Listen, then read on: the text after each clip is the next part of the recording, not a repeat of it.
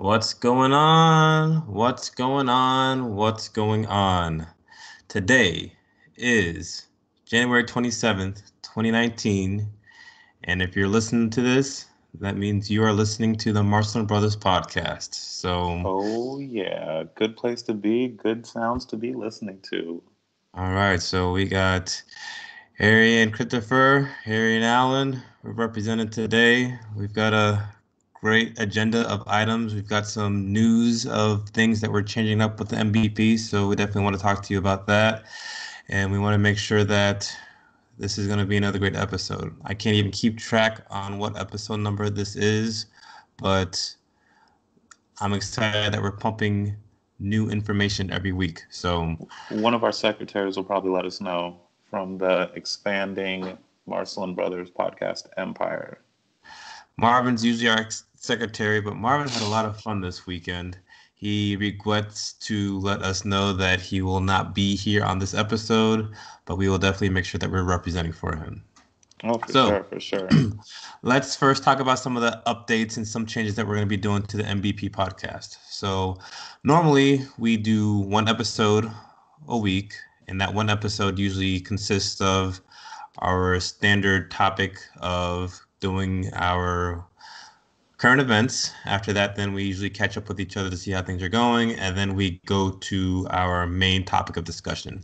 But because we've been averaging close to 45 minutes to an hour on these last few episodes, we've decided that we're going to change up the format. So the format's going to be one week we'll discuss what our current events are, and we'll catch up from the last week. That'll be one episode, and then following week, we will have an episode about the topic that we want to discuss. So this allows for us to be able to space out the information.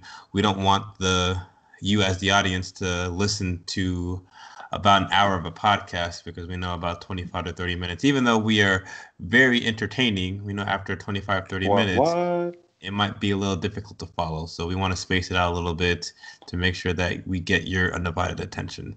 So those are going to be some of the new things that we'll be looking at for our format. And we're actually going to start this off for this week. So for this podcast, it'll be the catching up, what's going on, plus our current events.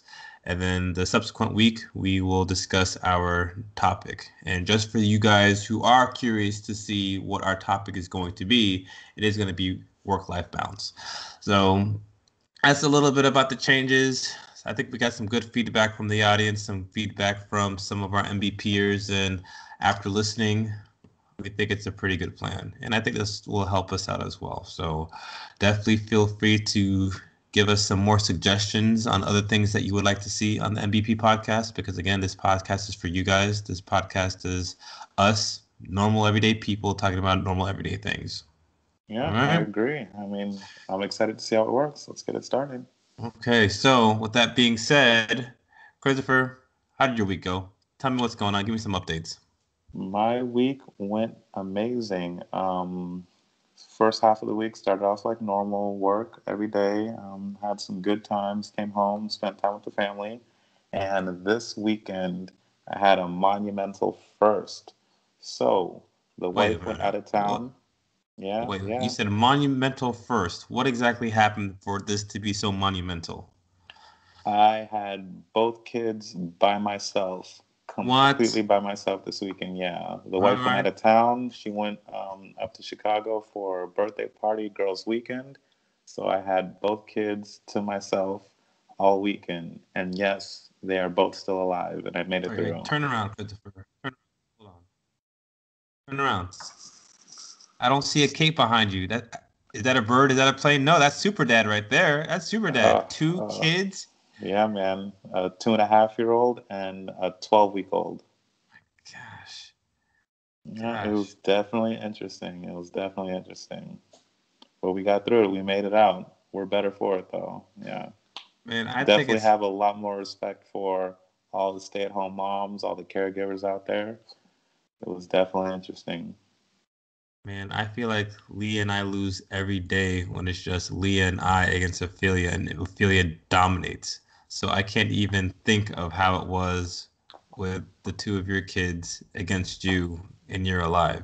Like Yeah. how was did you have to prep before you started just to figure out what are you exactly going to be doing? Did you have to have a list of agenda items of things that you needed to check off? Things that like I would be afraid, oh man, my list would be check one, do I have Eli? Check two, do I have Eleanor? And I hope I'd be able to check those two things off the list. Yeah, so I started off with an extensive checklist, and the moment I was by myself with the kids, that checklist went out the door. At one point, I think they were colluding against me. It was the family nap time. Eli went to bed, went down without a fight. Eleanor decided she wasn't going to nap. The second, probably an hour and a half went by. As soon as Eleanor finally decided to go to bed, 2 minutes later, Eli wakes up Oh and my is ready gosh. to play with me. So I missed out on the nap and had to fight through it and power through it. But it's okay. We made it through. We made it Oh, through. jeez. That's that just sounds tiring just hearing you describe what you actually did on this weekend. How many days was this again? This was just Saturday and Sunday? Friday night, Saturday night, and Sunday during the day. Yeah, we did have a casualty. I was planning on going to your guys' event. Came down to about 15 minutes before the event. Uh, just Eleanor started eating a lot more. I didn't prepare the food proportions correctly, and I just was worried about running out of food out in public. So I just pulled the plug and decided to stay at home. Oh, I think you did the right thing and you won the war. I mean, she might have won the battle, but you Yeah, won the war when yeah, it came to that one. And the yeah. fact that, wait, listen to that in the background, Christopher. What do you hear?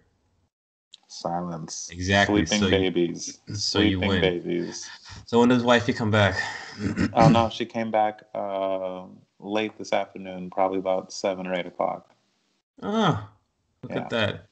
Did she look to make sure that Eleanor and Elijah yeah. were still alive? She counted all the fingers and toes. They were all still there. All right, then. Well, congratulations Yeah, with that. Well, gosh, I don't yeah. know if I can beat that week. Man. How about yourself? What'd you do this week?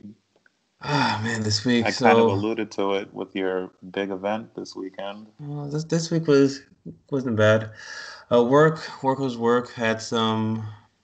I mean, work is always work, but we got through it okay.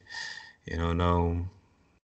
We did get one of the pharmacy department. We ended up getting the board of pharmacy do the annual inspection for that. So we ended up doing that, and we ended up doing okay with that. So I can't really complain about that. So that was good because that was probably the no, that not probably, but that was one of the first inspections that I had under the belt. So we did pretty well. We just have a couple of things Yeah, to look at, but congrats. overall things are good. So no, that is very good. So I'm excited about that. And then with regards to what was going on for this weekend, we ended up Ophelia had her baby dedication this weekend. So Lee and I decided to do the baby dedication where we dedicated that we would make sure that we would raise Ophelia in a Christian household. So that was very fun. We had a lot of the family and friends come out to support us. So that was really cool. So we ended up doing that. Had a little get together after that. And everybody was very excited just to be able to see Ophelia catch up and just to see how much she's grown. And speaking of that, I mean, she, like, she's climbing over things back and forth. Are you familiar with Gymboree? Yeah, I heard you guys talk about it. I saw a couple of the pictures and photos from where you guys have it, but explain to the crowd what it is. So essentially, Gymboree, it's kind of like I don't know, it's kind of like an probably exercise gym, but for kids, where they learn how to use their walking skills. They're able to balance. They're able to do different obstacles, just so that they're able to be a lot more dexterous. I don't know if dexterous is a word or not, but they work on their Coordination, helping dexterity. working on their coordination. See, that is why you are the anesthesiologist right there. So it helps them a lot with their coordination, and they go up, down, roll, crawl, and she can go up slides, down slides. She can do little obstacle courses. Like, she's mini ninja warrior. So That's that was really awesome. fun That to sounds watch. like So fun. we ended up doing that as well, and then just catching up with housework. And before you know it, it's already Sunday night. Time to go to work Yeah, tomorrow. So it was a quick time to week. do it all over again. So that was cool. And then this week coming up, my wife is going to be out of town, so I'm going to be doing something similar to what you had to do, Okay, where my okay. wife leaves town on Tuesday, May the odds forever be in your favor. and she doesn't come back until Sunday. Ouch. Ouch. But Ophelia and I will be able to have lots of cool daddy-daughter time, so that'll be fun. And yes, we'll see how I do on the next podcast. So if I'm the one that's not on the air, you know what You know what happened. happened. Yeah, yeah. But no, all in all, the week was pretty good, so I can't complain about that. And Marvin, hopefully, well, maybe he'll give us some updates. I know Marvin had an opportunity to go out of town, hang out with the Yes, yes, family, hang out yes. with Herman Jr. So, I don't want to spoil that story, so I'll let him tell that story when he comes back. Yeah, that's awesome. That's awesome. So what's next on the agenda? I think it's current events. Do you have a All current right, event lined up for what you want to talk current about? events. So let's do this. So we haven't really talked much about sports, and for me, one of the things that I wanted us to go over on our conversation about life was sports. So I'm a football fan. I do follow the NFL, and if you aren't aware, this week they had the Pro Bowl this week, so it's kind of like a bye week before the Super Bowl. And we had two championship games that occurred last weekend. We had an AFC championship game and we had an NFC championship game. Both of those games went into overtime. Both of those games were very exciting, but one of those games was a little more controversial than the other one. Which one was So that? we are going to be talking about the New Orleans Saints versus the Los Angeles Rams. Los Angeles Rams. It is Los Angeles, so I don't know if you followed football, but they've moved to Los Angeles now, so it's not St. Louis. Yeah, yeah, that's It's Los still different for Angeles. me. They're That's back to crazy. LA. But there was a controversial call, or maybe I should say no call, that occurred last week on one of the final drives for the Los Angeles Rams, or I'm sorry, for the New Orleans Saints. So what ended up happening is on this last drive, well, I'm gonna read this. Well, I'm gonna tell you what happened, and then after that, I'll read the story. So on one of the last drives, it was 3rd and 10, 1 minute and 45 seconds left. The game's tied 20-20. Wow, sounds like a good game. Uh-huh. So Drew Brees, he is on the 13-yard line. It's third down. Drew Brees, he's probably gonna score the touchdown, end up, finishing off. Maybe they go up by 7. Maybe there's 1 minute left of the game, and most likely they'll probably win the game. But what ended up happening is that one of the defenders ran into one of the wide receivers, and it looked pretty obvious when you watched it live that there was a pass interference. The cornerback ran into the wide receiver before the ball became catchable. The cornerback did not turn around to try to catch the ball, so you couldn't say that they were both fighting for the ball.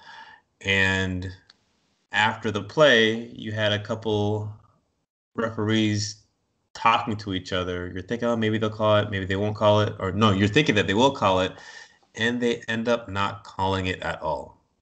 So what ends up Very good. happening? Fourth down, Saints kick a field goal. Then after that, Rams drive, kick a field goal, goes into overtime.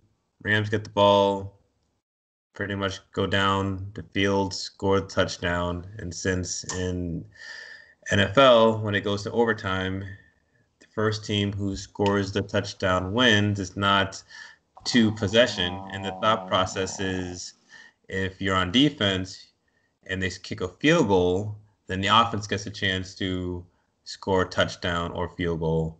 But if you are on offense and you score the touchdown, game over. So that's I what don't know ended if I up like that. happening. I don't know if I like Well, that system. yeah, that's what ended up happening. And from then on, I mean, you can imagine what ensued after that. How long ago did that change, if you don't mind me interrupting? I don't remember when that overtime rule took into place. It's been a few years now, so it's not anything that's new. Because I was thinking it was the college football rules, but Um, I guess hmm, a so I helmet feel bad. fine. I feel really bad. Had lots of controversy. So adding insult to injury, it was reported that the Los Angeles cornerback who did do that pass interference but it wasn't called, the NFL just fined that cornerback $26,739 for a helmet to helmet hit. So not only could that play have been called for pass interference, but that play also could have been called helmet to helmet. Wait, so they can after the fact call helmet to helmet, You can review that and you but can not anything fine else. after you can fine. So I'm gonna read this story that I have to you, and and I'll let you see what you think about this. And depending on if you're a Rams fan or a Saints fan, I'll have an idea of how you feel. I'm neither, so I should be pretty impartial.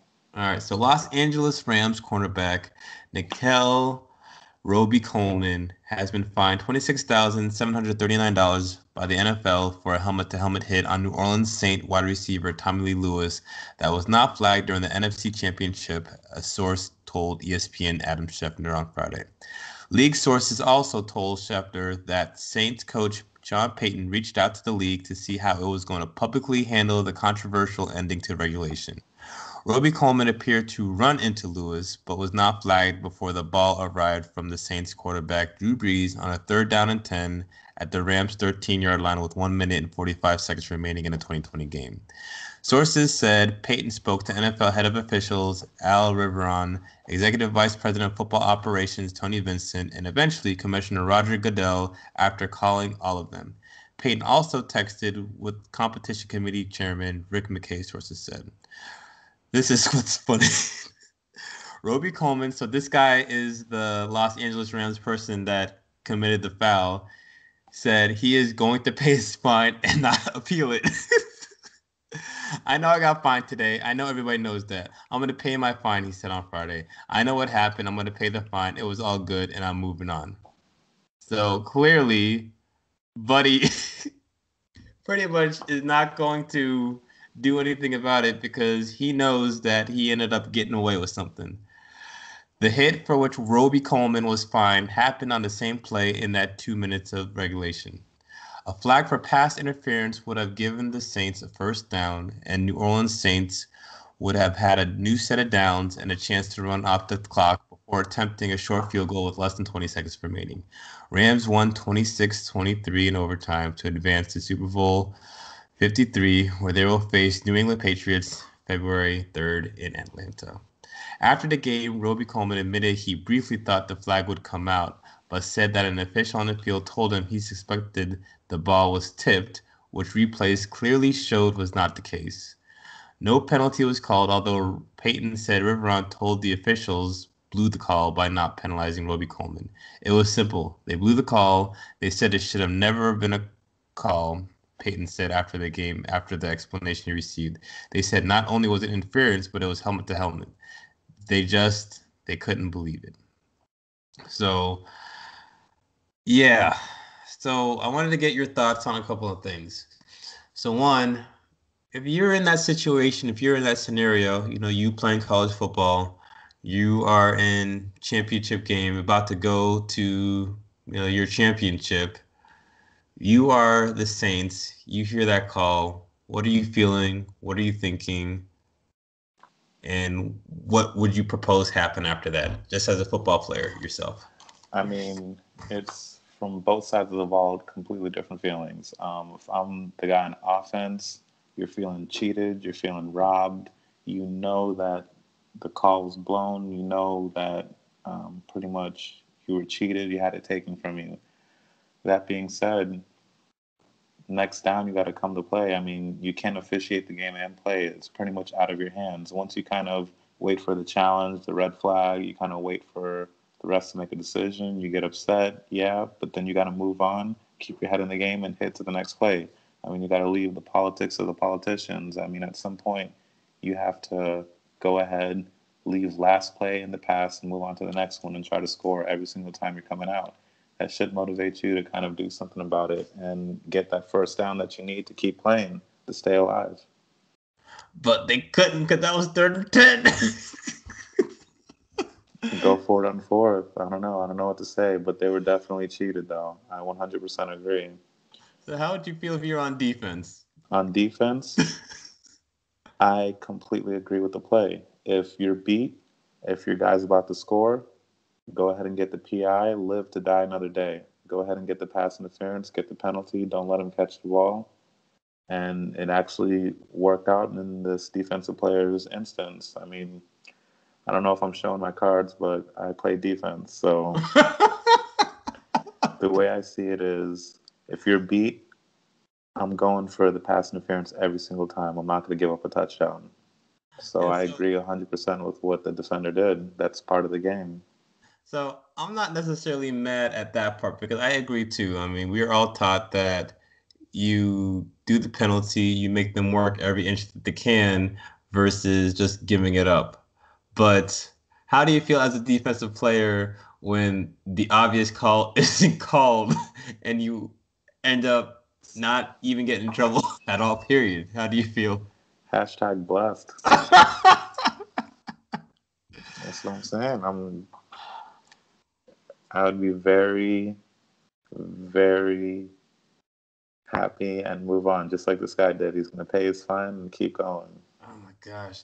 So what do you think the league does after this? Like I feel like they added injury to insult. At first they don't call it, and then at the end of the game they pretty much admitted that they blew it. And then I after think that the dude gets called for helmet to the helmet. absolute worst thing they could have done was to call it helmet to helmet afterwards, after the play. Because if it's helmet to helmet, is there a flag for helmet to helmet? Do they Yes, reset the downs? that is a So, personal foul. So personal yes, foul, the automatic worst first down. thing they can do is, my opinion is, if they didn't call it then and there, and they're not going to give him the yards that matters, why fine him the money? The other team doesn't care about the money. They want the yards. They want the new set of downs. So in essence, you're saying I blew the call. I'm admitting that I blew the call, and I'm going to let you lose the game. If you're not going to call it, it's a no call, and we move on, and this guy doesn't pay the fine. If you're going to call it, if he's fined, they got to get the yards back. But no one is going to overturn a game that's already called. I know. I think I saw they quoted some old section of the NFL guidelines that says that they can reverse a game and they can play from that spot and finish out the game. No one's ever going to do that. That's not going to happen. They might as well take it out of the bylaws. They should have just left it as a no call and moved on. Now they're admitting openly to everyone that it should have been a call, that they messed up, and there's nothing they can do about it. Mm, jeez. So do you think that the what do they call They're those gonna. people? I saw that they're now gonna be able to review pass interference for the challenge. That's my thinking on it. Is they're gonna be able to review it now. It's gonna be one of the new additions to challenging. Like I don't, yeah, they call it the competition committee. But and how do you feel about that? Because you know this better than I do. Every single play, technically, you can call pass interference. There's so much contact that goes not only on defense but also offense. So, I mean, do you think it'll be one of those like basketball? Do you know when it's in the last 2 minutes type deal where they only review those and again every if you were to watch, I mean, you've watched your sports tapes, your games, and whenever you would go back and look at practice from the defensive and offensive side, if you look at those videos, there's always context. So how can you actually go back and review it when it's not in actual time? There's a difference between contact, hand swatting, subtle hip bumps, and what this guy did tackling him before the ball came out. I mean, there's no questions asked. Anyone with eyes could see it that that was a call, and they couldn't review it because technically you can't review pass interference. So that's probably why they didn't overturn it. But I think it should only be major calls like that one. If it's going to be the hand swatting and the hip bumping, you're not going to call that. But if it's something major like that, I definitely agree you should be able to call that. Hmm. Well, I'll be very So it's got to be interested to just see. like with everything else, indisputable evidence. The hand checking, that's not indisputable evidence, but that guy got tackled. That's indisputable evidence. Oh boy. All right. And then also just until I'll definitely change the subject, but it says here sources say that the four officials in the Rams win have Southern California ties. Dun dun dun. All right. We'll just leave it at that. All right, Christopher, what's your article? So my article is definitely not as sports related and fun as yours, but I mean, for those of you that don't know, I find it hard to believe that anyone doesn't know. We People may not were, know. Some people look to I us for guess, news, so I guess that's true. We were in the midst of the longest government shutdown ever. It was 35 days, and on Friday, Donald Trump signed a bill to reopen the government for 3 weeks. That ended the longest shutdown in U.S. history. Basically, he shut down the government because he's trying to get funding for his proposed border wall. So they reopened for 3 weeks, and if at the end of the 3 weeks they still haven't reached negotiations, he's going to go ahead and re-shut down the government also. So, I mean, this has affected a lot of people. It's crazy. You never think about it. I mean, America in general, we're living paycheck to paycheck. Some people, if you're fortunate, you're living paycheck to paycheck. I couldn't imagine missing two, three paychecks and still being expected to pay bills and make everything work like clockwork. So it's definitely very difficult for the employees of government agencies. So it's much needed to reopen it, but we're still really haven't moved anywhere. They're threatening to re-shut it down after 3 weeks. So basically, you get one paycheck and back to ground zero. I'm trying to think how I want to. So, what was the point of that? Because from there was So no I see. further discussion. We haven't gotten a resolution of wall or no wall. And the way, and maybe I'm just looking at the end, and based on the end, I'm looking back. So essentially, the government shuts down for 3 weeks. You've got federal employees who aren't a part of the discussion, missing not one, but two paychecks. All of a sudden, they say, okay, well, you guys can come back to work. Didn't resolve anything. And then, oh, by the way, if we don't figure this out, then we're going to close again. What it comes down to is everyone knew that something was going to happen. It was going to be anarchy. There's no way it's not sustainable to continue the shutdown. Something had to give. That didn't reach a resolution. Government reopened. And there's just no other way around it. There's no way we could go 4 or 6 weeks without paying these people and there not be some sort of anarchy, going crazy, talks of impeachment. Something drastic would have happened. So definitely someone had to give. Where do you feel that the federal government workers, what are their next steps? Especially when they hear, hey, in 3 weeks, we don't have a resolution and it, we're going back to it. Especially now since, the first few government shutdowns, I think maybe there were a couple of days they would go back. They don't miss a paycheck. But I feel like this shutdown was probably, I don't know if this was the only shutdown where people missed checks, but this is definitely the longest one, and two checks were missed. Where do you feel like if you were in these individual shoes, what would be your mindset, your thought process when it comes to going to work, managing money, your outlook? What do you do? Do you start looking for another job? I mean, talk me through what you're thinking. I mean, that's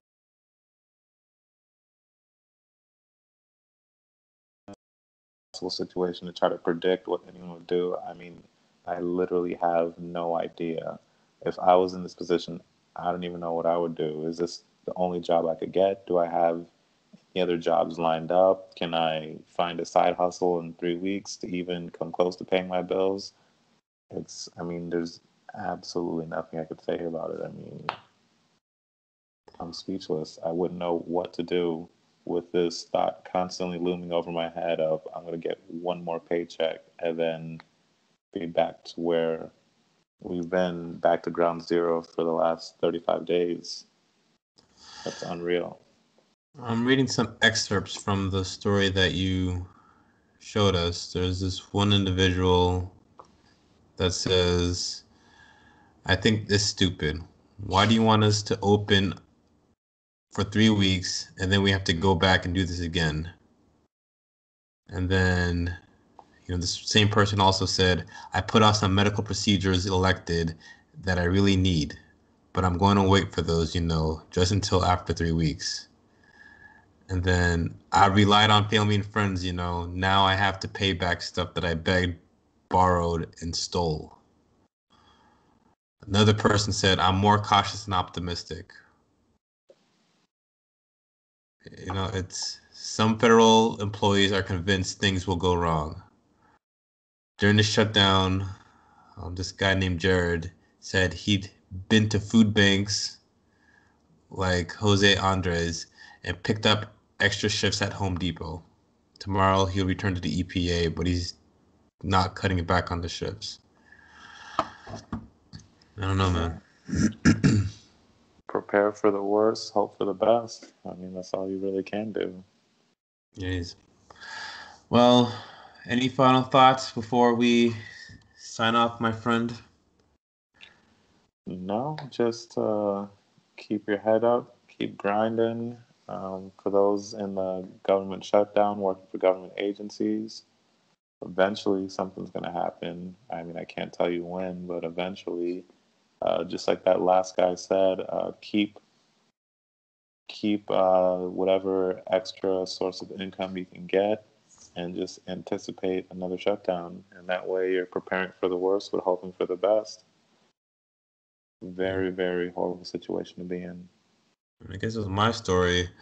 I don't know what to say about the New Orleans Saints. Last year they were close. They were one play away from winning it, and then the same thing happened again. I guess they just gotta keep on keeping on. I think Drew Brees is gonna try to come back for another year. I mean, hopefully for him, he'll be able to finish on top like John Elway did and win the championship and then be out. Isn't that the dream? All right. All right. Again, 1/27/2019, Arsenal Brothers Podcast. Marv, we miss you. Hopefully we see you on the next podcast. Maybe, hopefully. Got it. But you had fun, though. I'm happy for you. All right. Deuces. Peace.